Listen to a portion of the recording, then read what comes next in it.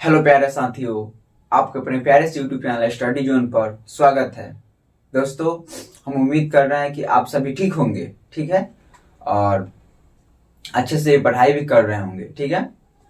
दोस्तों, आज के इस वीडियो में हम देखेंगे क्लास 9 के इतिहास के पहला चैप्टर जिसका नाम है भौगोलिक खोजें, ठीक है। दोस्तों, इसके बारे में हम पूरे डिटेल से पढ़ेंगे, ठीक है, और समझेंगे भी, ठीक है। चलिए हम देखते हैं इसके बारे में। दोस्तों, अगर वीडियो स्टार्ट करने से पहले अगर आप मेरे चैनल पर नए होंगे तो मेरे चैनल को सब्सक्राइब कर लीजिएगा, और वीडियो अच्छी लगी तो वीडियो को लाइक और शेयर जरूर कीजिएगा, ठीक है। चलिए हम वीडियो का स्टार्ट करते हैं। दोस्तों, हम जैसे बताया आपको कि इस चैप्टर का नाम ही है भौगोलिक खोजें, ठीक है, ये वाला जिसका नाम है भौगोलिक खोजें, ठीक है। चलिए, जिसको हम इंग्लिश में बोलते हैं जियोग्राफिकल डिस्कवरी, ठीक है। दोस्तों, चलिए इसको हम समझ लेते हैं कि ये है क्या भौगोलिक खोजें। तो इसको शाब्दिक अर्थ से जैसे हम लोग देखें तो भौगोलिक का मतलब होता है भूभाग, क्या बोल सकते हैं, भूभाग, और खोज का मतलब होता है पता लगाना, पता लगाना, ठीक है। तो इसका शाब्दिक अर्थ हो गया कि भूभाग का पता लगाना, यानी कि जमीन के पता लगाना, ठीक है, जमीन का पता लगाना, ठीक है। चलिए अब हम एक डिटेल से पढ़ते हैं कि भौगोलिक खोज का तात्पर्य उस भूभाग का खोज करने से होता है जिसका अस्तित्व तो इस पृथ्वी पे होता है, परंतु इसका व्यापारिक या सांस्कृतिक संबंध किसी अन्य देश के साथ नहीं जुड़ा होता है, ठीक है। दोस्तों, आप जैसे कि आप समझ लिए होंगे।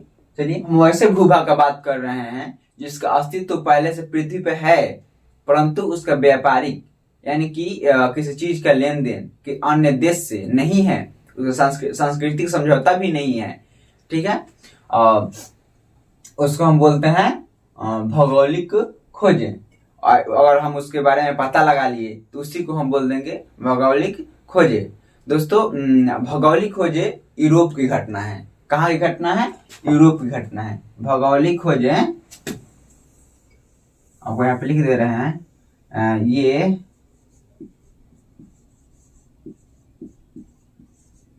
यूरोप की घटना है, ठीक है, ये यूरोप की घटना है। यह एग्जाम में आ भी सकता है कि भौगोलिक खोजें कहाँ की घटना है, तो आप बता सकते हैं कि ये यूरोप की घटना है, ठीक है। चलिए, अगर हम यूरोप के मध्यकालीन युग का बात करें तो उसमें बहुत चर्चित, अगर हम यूरोप के बारे में पढ़ ही रहे हैं और भौगोलिक खोज के बारे में पढ़ ही रहे हैं तो ये भी बात आपको पता होना है कि चाहिए कि यूरोप के अगर हम मध्यकालीन युग की बात करें तो उसमें बहुत एक चर्चा युग था जिसका नाम था अंधकार युग, ठीक है। दोस्तों, ये वाला अंधकार युग। चलिए, अंधकार युग, अब हम इसके बारे में भी जान लेते हैं कि अंधकार युग है क्या, ठीक है। तो ये भी यूरोप से ही जुड़ा हुआ है, ठीक है। यानी कि यूरोप के इतिहास में 5वीं शताब्दी से 15वीं शताब्दी तक के युग को हम क्या बोलते हैं, अंधकार युग, ठीक है। ये भी यूरोप से रिलेटेड है, यानी कि यूरोप के इतिहास में 5वीं शताब्दी से 15वीं शताब्दी तक के युग को हम क्या बोल देंगे, अंधकार युग, या वैसा युग जिसका इतिहास को पतनशील करार दिया गया हो तथा जिसमें स्वतंत्रता विज्ञान, ये हो गया स्वतंत्रता विज्ञान एवं संस्कृति का काफी ह्रास हुआ हो, उसे हम अंधकार युग कहते हैं। इसे कहने का मतलब ये है कि जितने समय में, यानी कि 5वीं शताब्दी से 15वीं शताब्दी के बीच में यूरोप में इस ये घटनाक्रम में स्वतंत्रता का हानि हुआ था, विज्ञान का हानि हुआ था, और फिर सांस्कृतिक का बहुत ज्यादा हानि हुआ था, जिसके कारण इसको हम इसका एक अलग नाम दिया गया था जिसका नाम है अंधकार युग, ठीक है। दोस्तों, ये युग बहुत प्रसिद्ध था, ठीक है, ये बहुत प्रसिद्ध था यूरोप में, ठीक है। हम इसको इरेज कर लेते हैं, तब तक आप लोग कमेंट में बताते चलिए, ठीक है। तो अब हम इसको इरेज कर लेते हैं तब। दोस्तों, भौगोलिक खोजी और अंधकार युग का तो चर्चा कर लिए कि 5वीं शताब्दी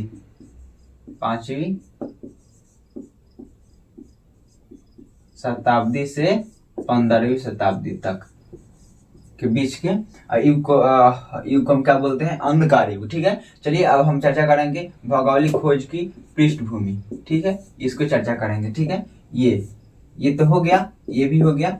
अब हम इसको देखेंगे भौगोलिक खोज का पृष्ठभूमि कि यूरोप में भौगोलिक खोज का पृष्ठभूमि का यानी पुनर्जागरण का पृष्ठभूमि कैसे तैयार हुआ। ठीक है, चलिए हम देखते हैं यानी कि ये भौगोलिक खोज यानी कि यूरोप में एक लगातार एक ऐसी घटना घट रही थी, अलग अलग घटनाएं घट रही थी जिससे यूरोप को पुनर्जागरण के लिए प्रेरित किया, पृष्ठभूमि बनाने के लिए प्रेरित किया। ठीक है, 11वीं शताब्दी से 12वीं शताब्दी में क्या हुआ था, जेरूसलम के अधिकार से संबंधित मुद्दे पर विवाद हुआ था, धर्म युद्ध हुआ था। सो बोलेंगे धर्म युद्ध। ठीक है, धर्म युद्ध किससे रिलेटेड हुआ था, जेरूसलम। ठीक है, जो वर्तमान में इजराइल में स्थित है। ठीक है दोस्तों, चलिए हम आगे देख लेते हैं कि 11वीं शताब्दी से 12वीं शताब्दी में धर्म युद्ध हुआ था। किसके बीच हुआ था, यूरोपियन के बीच और मध्य एशिया के नवीन शक्ति जिसका नाम है अरब। उस टाइम ये नया था। ठीक है, ये नया देश उभर रहा था। ठीक है, जिसका नाम था अरब। ठीक है, अरब आप नोट करते चलिएगा। ठीक है, हाँ अब हम देखेंगे तीसरा पॉइंट, जेरूसलम पर अधिकार को लेकर हुई धर्म युद्ध में यूरोपियन मध्य एशिया के एक नवीन शक्ति अरब से पराजित हो गया। यानी कि जेरूसलम को बोल रहा था अरब की ये मेरा है, यूरोपियन बोल रहा था कि मेरा है। यानी कि उसका अपना अधिकार जमाना चाहता था और अपना वर्चस्व जमाना चाहता था। तब तक मध्य एशिया से यानी कि अरब से यूरोपियन पराजित हो गया, यानी कि हार गया। ठीक है, तो यूरोप का वर्चस्व टूटने लगा। क्या हुआ, टूटने लगा। तब इसको महसूस हुआ यूरोप को कि हाँ, विश्व के हर एक पहलू को समझना जाना चाहिए। ठीक है, इसी कारण और इन घटनाओं के कारण ही यूरोप में पुनः जागरण का शुरुआत हुई और इसका पृष्ठभूमि बनकर तैयार हुई। तो इसे ऐसे बोल सकते हैं कि जेरूसलम पर अधिकार को लेकर हुई धर्म युद्ध के कारण ही और उसमें यूरोप के हारने के बाद ही यूरोप का वर्चस्व टूटा और पुनर्जागरण का पृष्ठभूमि तैयार हुआ। ठीक है दोस्तों, अब हम समझ गए हैं कि भौगोलिक खोजें क्या है। आप तो समझाएं कि ठीक है, फिर अंधकार युग ये भी समझ गए हैं, भौगोलिक खोज।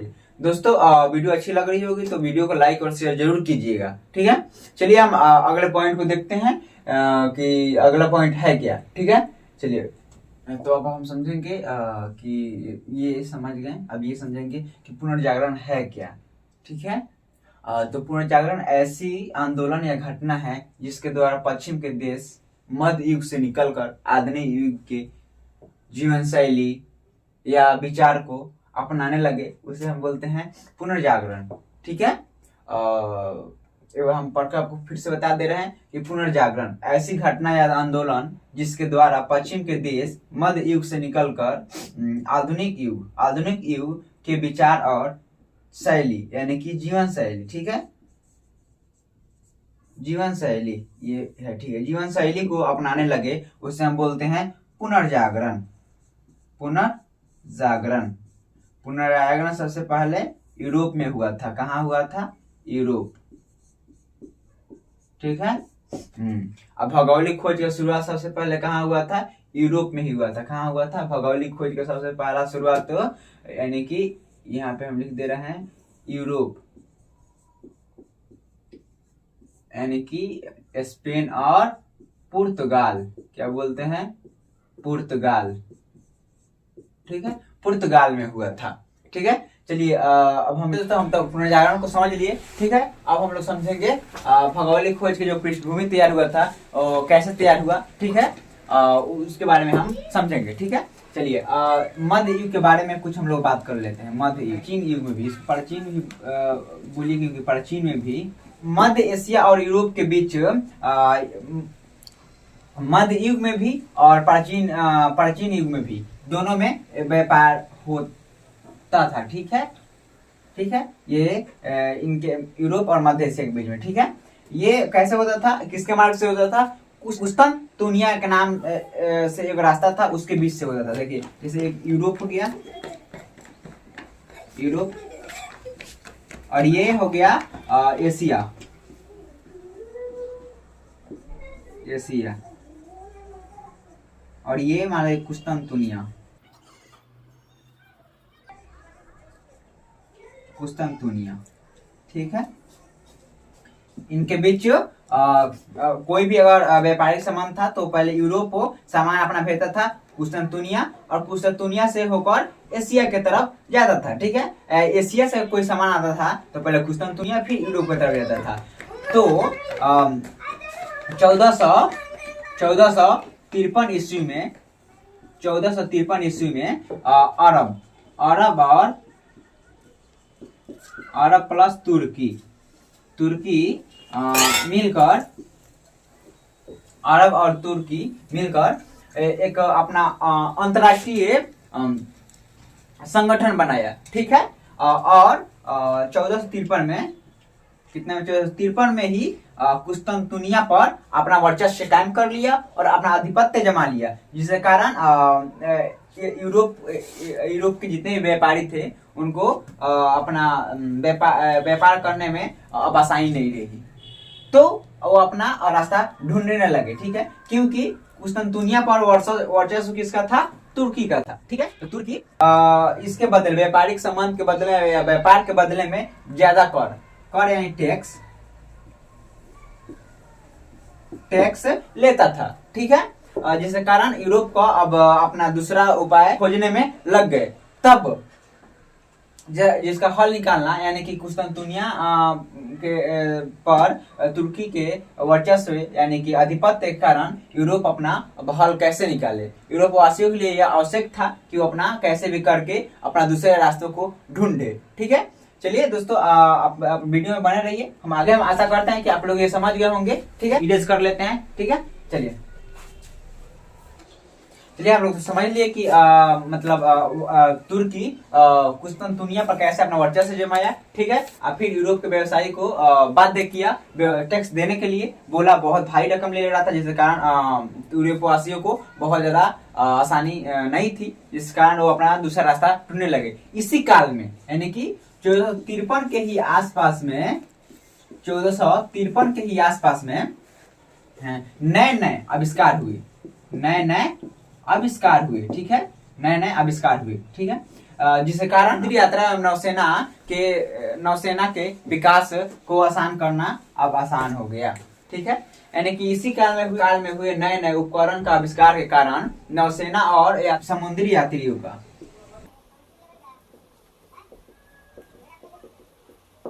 समुद्री यात्री और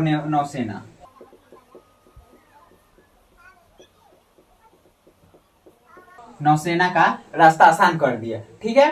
चलिए इसी के बीच में कंपास बनाने का ज्ञान यूरोपवासी कहां से प्राप्त किए? अरब से किए। कहां से किए? अरब से कंपास बनाने का, अरब से कंपास बनाने का, ठीक है। कंपास क्या है? एक दिशा सूचक यंत्र है, यानी कि अगर आप समुद्र में उतर रहे हैं तो अगर वो आपके पास रहेगा तो उत्तर, पूरब, पश्चिम, आप किधर जा रहे हैं, किस दिशा में आप जा रहे हैं, उस दिशा को बताता है, ठीक है। चलिए कंपास एक दिशा सूचक यंत्र है, तो यहाँ पे लिख देते हैं, आप अपना नोटबुक में ऐड करते रहिएगा, ठीक है। कंपास दिशा सूचक यंत्र है, ठीक है। चलिए अब हम देखते हैं, समुद्र तटीय क्षेत्रों में नाव बनाने के लिए, नाव निर्माण के लिए परंपरागत जो पद्धति था उसको छोड़कर लोग खांचा पद्धति का उपयोग करने लगे। खांचा पद्धति का बहुत ज्यादा प्रसिद्धि हो गई। तब तक यूरोपवासी एक से एक नाव बनाने लगे, हल्का तेज चलने वाला नाव बनाने लगे, ठीक है। उसमें एक नाव का नाम है कैरावल। क्या? जो तेज चलती थी, कैरावल, कैरावल, ठीक है। कैरावल ये नाव का एक हैसियत थी, विशेषता थी कि वह तेज और हल्की चलती थी। ठीक है, चलिए चलिए अब हम और आगे की तरफ देख रहे हैं। ठीक है, दूरबीन का भी उस टाइम आविष्कार हो चुका था, यानी कि लगातार नए नए उपकरण का बहुत सारा आविष्कार हुआ। दूरबीन का भी आविष्कार भी हो चुका था, जो समुद्र से समुद्री यात्रा करने बहुत सहायक था। ठीक है, चलिए हम समझ लिए। कैरावल जो जहाज था उसका ये कौन बनाया था? पुर्तगाल। कौन बनाया था? पुर्तगाल। ठीक है, हाँ, पुर्तगाल बनाया था कैरावल जो जहाज थी। ठीक है, ठीक है, ये जहाज था जो कैरावल उसको पुर्तगाल ने बनाया था, जो हल्की और बहुत फास्ट चलती थी। ठीक है, चलिए इसको हम इरेज कर लेते हैं। ठीक है दोस्तों, और ये कंपास और कैरावल और दूरबीन, और जो जो कंपास दिशा सूचक यंत्र है, कैरावल जहाज है, जो दूरबीन दूर तक समुद्री क्षेत्र में दूर तक देखने में सहायक है। इन सब इसी उपकरण के बल पर पुर्तगाली व्यापारी अपना जो जहाज था वो भूमध्य और अटलांटिक महासागर के बीच में उतारे, जिसका फर्स्ट यंत्र था कंपास जो दिशा सूचक यंत्र था, कैरावल जो था तो जहाज था, दूरबीन जो दूर तक देखने में सहायक होता है। ठीक है, किसके किसके बीच उतारे? भूमध्य और अटलांटिक महासागर के बीच में। पुर्तगाली व्यापारी के नाम था जो बार्थोलोमियो डियाज, जो अफ्रीका के पश्चिमी तट से होते हुए दक्षिण अफ्रीका के दक्षिणतम बिंदु उत्तम आशा अंतरिक्ष, जिसको इंग्लिश में बोलते हैं केप ऑफ गुड होप, ठीक तक पहुंचा। कितने ईस्वी में? 1488 ईस्वी में। 1488 ईस्वी में ये पहुंचा। ठीक है, केप ऑफ गुड होप तक। ठीक है, जिनका नाम था बार्थोलोमियो डियाज। ठीक है, चलिए हम आगे देखते हैं कि अमेरिका का कैसे खोज हुआ, फिर हम देखेंगे अपना भारत के जो अपना देश था भारत तक कैसे खोज हुआ। ठीक है, ये अमेरिका का खोज कैसे हुआ था। ठीक है, चलिए जो 1488 ईस्वी में पुर्तगाली व्यापारी बार्थोलोमियो डियाज दक्षिण अफ्रीका के ठीक है, दक्षिण अफ्रीका के पश्चिमी तट से होते हुए दक्षिणतम बिंदु the Cape of Good Hope तक पहुंचा, जिसको हम हिंदी में बोलते हैं उत्तम आशा अंतरिक्ष। क्या बोलते हैं? उत्तम आशा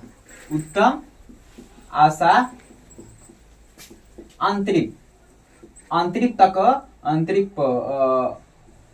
तक पहुंचा। ठीक है, केप ऑफ गुड होप तक पहुंचा। ठीक है, और उसके बाद से 1492 ईस्वी में क्रिस्टोफर कोलंबस के द्वारा अमेरिका की खोज की गई।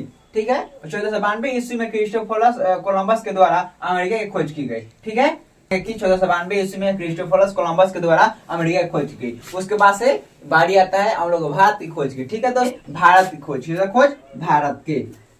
ठीक है, भारत की खोज जो हम लोगों का देश है दोस्तों, सब लोग जानता है कि भारत का खोज किसने किया था? वास्को डी गामा ने किया था।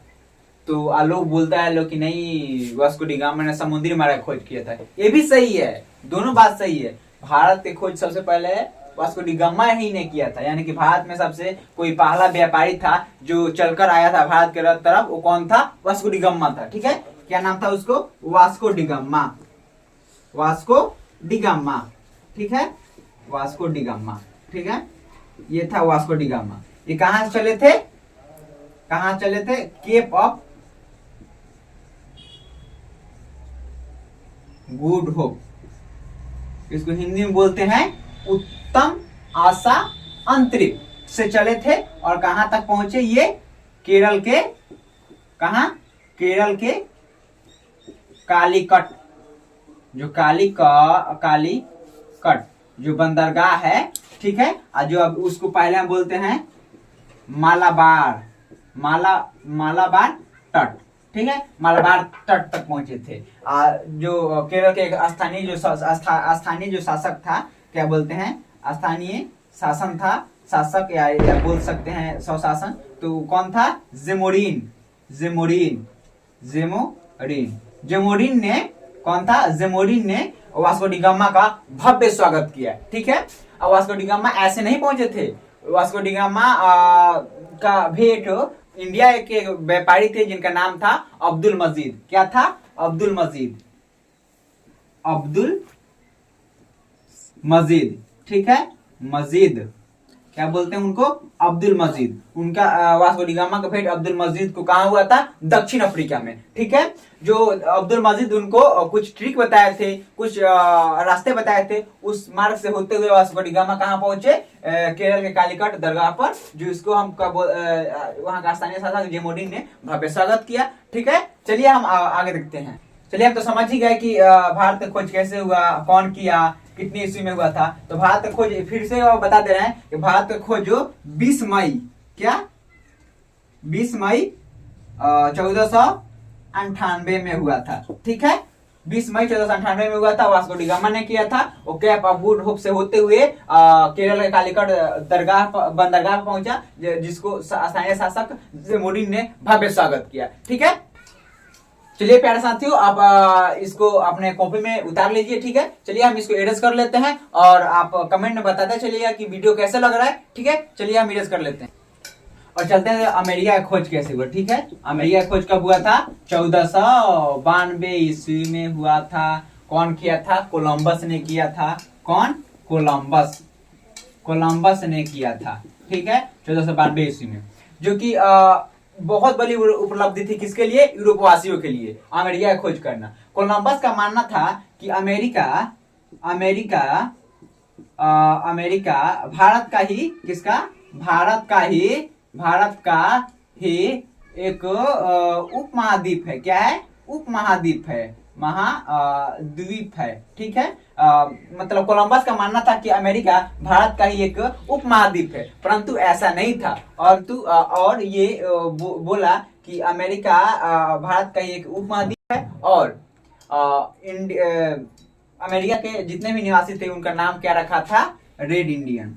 क्या, रेड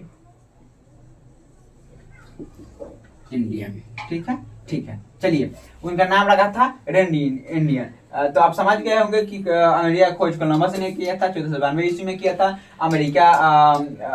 उनका मानना था कि अमेरिका भारत का ही एक उपमहाद्वीप है। ठीक है, चलिए तो हम समझ गए कि अमेरिका खोज किसने किया था, कब हुआ था, और कोलंबस जो खोज किया था उनका मानना था कि अमेरिका भारत का ही एक उपमहाद्वीप है और यहाँ के जितने भी निवासी थे उनका नाम रखा था रेड इंडियन। परंतु बाद में स्पेन के नाविक,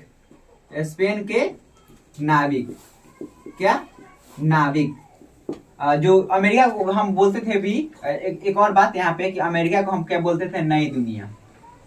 ठीक है, कि नई दुनिया का खोज हुआ है। ठीक है, सभी वैज्ञानिक का मानना था कि नई दुनिया है। बट स्पेन के नाविक जिनका नाम था अमेरिगो, क्या, अमेरिगो वेस्पुची का मानना था कि ये अमेरिका भारत का एक उपमहाद्वीप नहीं है, वो तो एक महाद्वीप है। ठीक है, दुनिया का विस्तार रूप से बताए तथा, ठीक है, तथा और अमेरिका का, और इन्हीं के नाम पर, अमेरिगो वेस्पुची के नाम पर ही ये इसका नाम पड़ा अमेरिका। ठीक है, अमेरिका। चलिए अब हम समझ गए कि अमेरिका मतलब अमेरिका के बारे में, अमेरिका को नई दुनिया भी बोला गया, वहाँ के जितने भी निवासी थे उनको रेड इंडियन भी बोला गया। परंतु बाद में जो स्पेन के नाविक थे अमेरिगो वेस्पुची, वो बताए कि नहीं, अमेरिका एक अलग से महाद्वीप है। ठीक है, वो भारत के एक उपमहाद्वीप नहीं है। ठीक है, और चलिए अब हम समझते हैं कि फिर 1519 ईस्वी में मैगलन नामक जो नाविक था वो पूरी दुनिया का चक्कर लगाया, क्या जहाज से चक्कर लगाया, यह बात बताया कि सभी समुद्र एक दूसरे से जुड़ा हुआ है। ठीक है, क्या हुआ है, एक दूसरे से जुड़ा हुआ है। कितने ईस्वी में लगाया था, 1519 ईस्वी में। किसने लगाया था, मैगलन ने लगाया था। ठीक है, 1519 ईस्वी में मैगलन ने पूरी दुनिया का सैर किया, समुद्र का सैर किया, फिर बताया कि सभी समुद्र एक दूसरे से जुड़ा हुआ है, वो अलग अलग नहीं है। आपको चलिए दोस्तों हम अब देखते हैं आगे। ठीक है, इस वीडियो में क्या क्या पढ़ाई हुआ है, तो पहले तो हम समझे लो भौगोलिक खोज के बारे में। ठीक है, फिर उसके बाद हम लोग पढ़े लो अंधकार युग। क्या पढ़ रहे लोग, अंधकार युग। ठीक है, अंधकार युग। ठीक है, फिर हम लोग पढ़े लो कि भौगोलिक खोज की पृष्ठभूमि, भौगोलिक खोज के पृष्ठभूमि, क्या पढ़े लोग, पृष्ठभूमि, ठीक है, पृष्ठभूमि, ठीक है दोस्तों। अब इस चैप्टर में जितने भी पॉइंट बचे हुए हैं हम अगले एपिसोड में यानी कि अगले वीडियो में हम देखेंगे, ठीक है। चलिए, और हम आपको बताएं भी कि भारत का खोज वास्को डी गामा ने किया था 20 मई 1498 ईस्वी में किया था, और अमेरिका का खोज 1492 ईस्वी में हुआ था, ठीक है। और उस कोलंबस ने किया था, उसका खोज कोलंबस ने किया था। जो 1519 ईस्वी में जो था मैगलान, जो पूरे समुद्र का चक्कर लगाया और यह बताया कि सभी समुद्र एक दूसरे से जुड़ा हुआ है, ठीक है दोस्तों। वीडियो अच्छा लगा हो तो वीडियो को लाइक और शेयर जरूर कीजिएगा, और मेरे चैनल को सब्सक्राइब जरूर कीजिएगा। अगर मेरे चैनल पर नया है तो सब्सक्राइब तो बनता है ना, एक सब्सक्राइब जरूर कीजिएगा। चलिए, हम आपसे मिलते हैं फिर अगले वीडियो में, ठीक है दोस्तों। आप पढ़ाई करते रहिए और अच्छे से पढ़ाई कीजिए और एग्जाम की तैयारी करते रहिए। फिर मिलते हैं आपसे अगले वीडियो में।